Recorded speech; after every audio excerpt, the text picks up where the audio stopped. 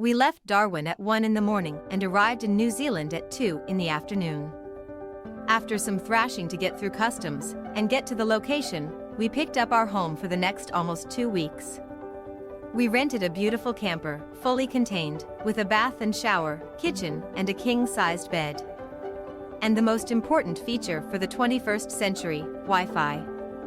We quickly made it feel like home.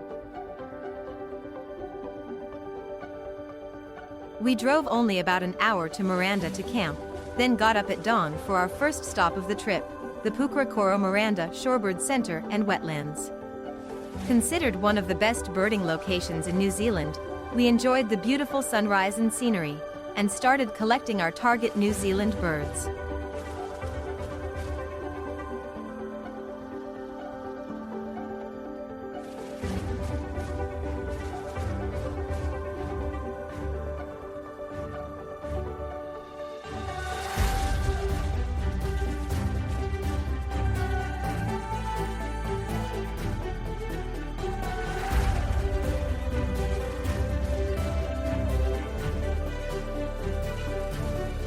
We drove south, through Hobbit country to Rotorua. We camped right on the shores of the lake, complete with local birds, and hot water coming up on the beach, then headed to the thermal areas.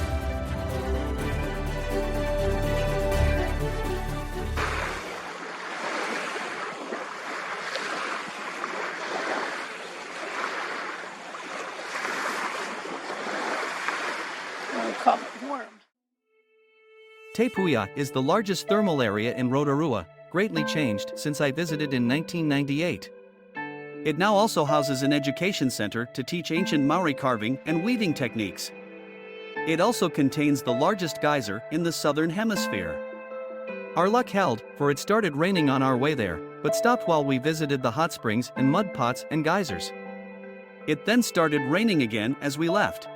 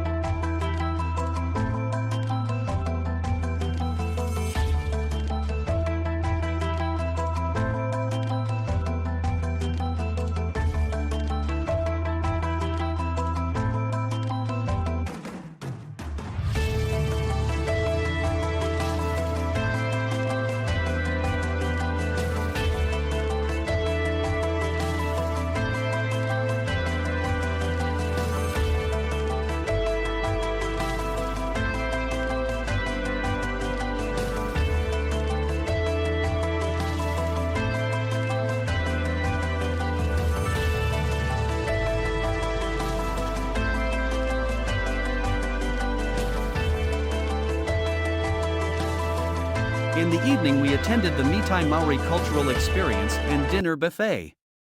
It was an extremely entertaining and informative evening, with plenty for vegetarians to eat. Enjoy the sights and sounds of the Maori.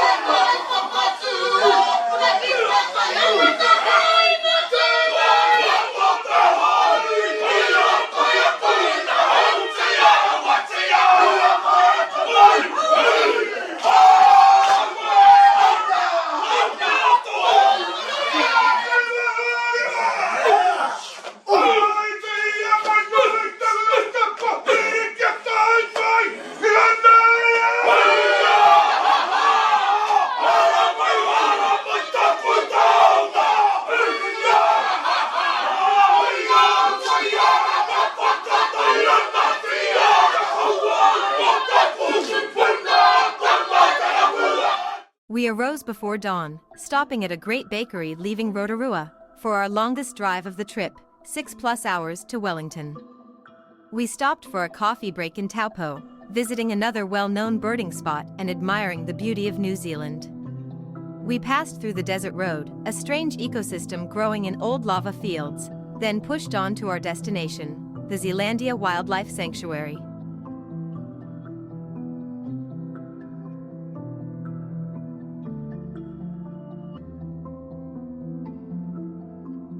Zealandia is an ambitious effort to restore the native plants and animals that existed before the Maori and Europeans arrived starting about 800 years ago. It is an old water source for Wellington that has been surrounded by almost 50 kilometers of predator fencing to allow the native species to flourish. We saw some of the most endangered birds there and returned for a very rainy night tour to see kiwi. Alas, we heard them but did not see them.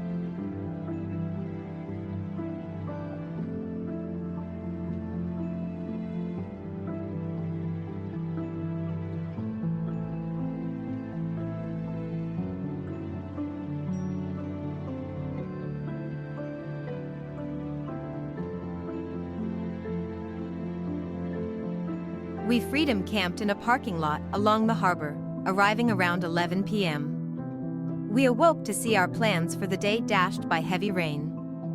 Luckily, we were parked next to the National Museum, a wonderful museum where we had breakfast and spent the morning. We had tickets for the early afternoon ferry to the South Island. The ferries are enormous, carrying hundreds of cars and railroad cars. We enjoyed some birding during the crossing, but the short days and rain cut it short. We arrived in Picton on the South Island 4 hours later, where we would start the second part of our New Zealand trip.